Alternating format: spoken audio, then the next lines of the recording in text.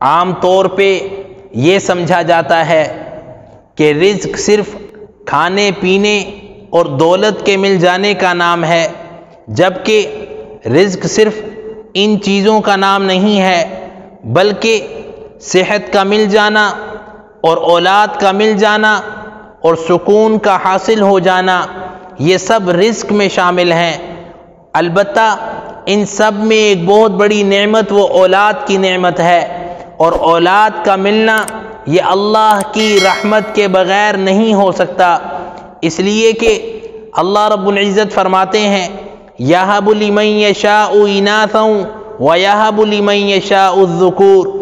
اللہ تعالیٰ جسے چاہتے ہیں بیٹیاں عطا فرماتے ہیں اور جسے چاہتے ہیں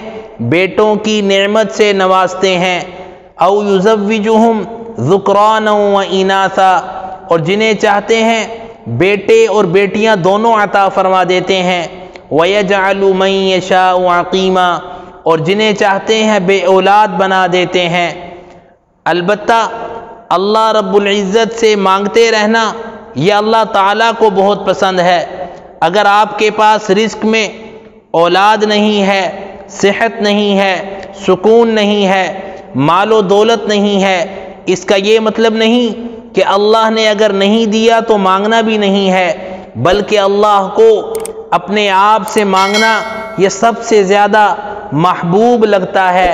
کہ بندہ اللہ سے اپنی حاجت کا تقاضا کرے۔ اس لیے جن احباب کے ہاں اولاد نہیں ہے یا اولاد تو ہے لیکن نرینہ اولاد نہیں ہے، ان کو چاہیے کہ اللہ رب العزت سے پہلے تو دعا مانگتے رہیں، اور پھر جب اللہ تعالیٰ اولاد کی امید پیدا فرما دیں تو اولاد کی امید پیدا ہونے سے لے کر اولاد کی نعمت کے مل جانے تک روزانہ سورۃ النوح کی آیت نمبر 12 جو 29ویں پارے میں ہے، وَيُمْدِدْكُمْ بِأَمْوَالٍ وَبَنِينَ وَيَجْعَلْ لَكُمْ جَنَّاتٍ وَيَجْعَلْ لَكُمْ أَنْهَارًا، 111 مرتبہ پڑھتے رہیں، انشاءاللہ اللہ رب العزت اس عمل کی برکت سے نرینہ اولاد کی نعمت سے نوازیں گے۔ اسی طرح رزق کی تنگی کو دور کرنے کے لیے روزانہ 7 مرتبہ اس آیت مبارکہ کا پڑھنا بہت ہی فائدہ مند ہے۔ اللہ رب العزت اولاد والوں کی اولاد کو نیک صالح دیندار فرما بردار بنائے، اور جو لوگ